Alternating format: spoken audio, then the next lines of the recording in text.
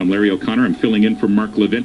I'm actually on Mark's home station in Washington, D.C., WMAL, the mighty WMAL, where I do the program right before Mark Levin.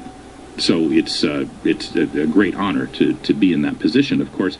And so I cover this stuff in a pretty detailed way. I'm also the associate opinion editor at the Washington Times, there with my boss, Charlie Hurt, who I know you know from multiple television appearances on Fox News and his writing at the Washington Times.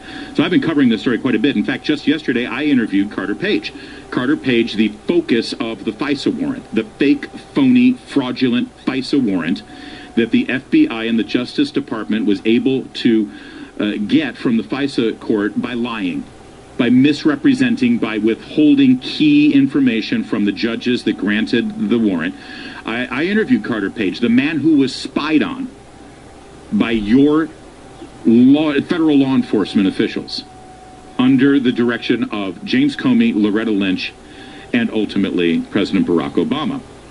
And I got to tell you something. If this man is a Russian agent, then, in my opinion, we're not really going to have any problem with Vladimir Putin, if this is the best they can do. Because the guy, he's a nice guy. He's a very smart guy. He's a United States Naval Academy graduate.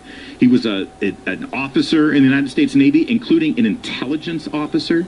And, you know, there's three ways you can get into the Naval Academy, right? My daughter's on this path right now. She's a senior in high school, and she's walking down that road, man. She's done a whole bunch of stuff to get into the Naval Academy. She's got her application in. She's working on the Congress letter right now, all that stuff. Here's how you get in. You're either a Division I athlete, and they're recruiting you because they want you on their team, right, to beat Army, thank you very much.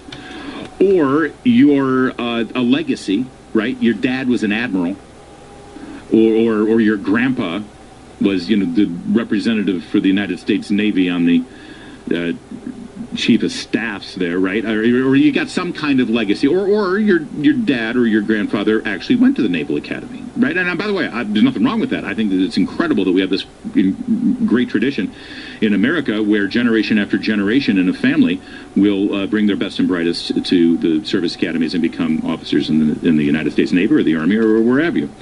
Your third route to the Naval Academy is you're just an incredible person. You're incredibly brilliant. You have great grades. You have great leadership qualities. You dedicate yourself to community service. You are the best of the best. You test well. You get the grades. You've got all the advanced courses in high school right now, all those AP classes. My daughter's got 5 AP classes right now. It's amazing.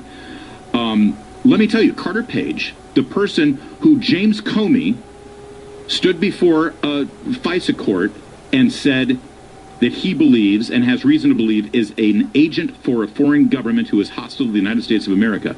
Carter Page is the latter of those three options. He is not a star athlete. He is not the son of a legacy member of the Naval Academy. He's just a really smart guy and a really good guy at the time he was brought into the Naval Academy. I've never met him personally, but you just don't get in unless you've got an incredible clean record. He was an Eagle Scout, literally an Eagle Scout. And this is the man that's now been targeted for spying. And Carter Page has never been charged with the crime. After all this, I mention Carter Page on the air. I'll mention him on social media. I mention him on television, on one of my television appearances. And I'm sorry, I actually believe in innocent before proven guilty. I actually believe that you should give a person like this the benefit of the doubt. And I'll get inundated with people from the left with media personalities saying, he's an agent for the Russian government. And the man has never been charged with a crime. He has never been convicted of a crime. He's never had to go to court to defend himself because there's never been any charge made against him. But they looked into every single one of his text messages, every single one of his emails. They listened in on his phone calls, and not just from the moment they got that warrant forward. No, his understanding, and I asked him this yesterday in my interview with him, his understanding is that it was incredibly expansive, including emails, text messages, conversations that he had had months before they obtained their warrant. That's how this happens sometimes. And it was all about Russia, right?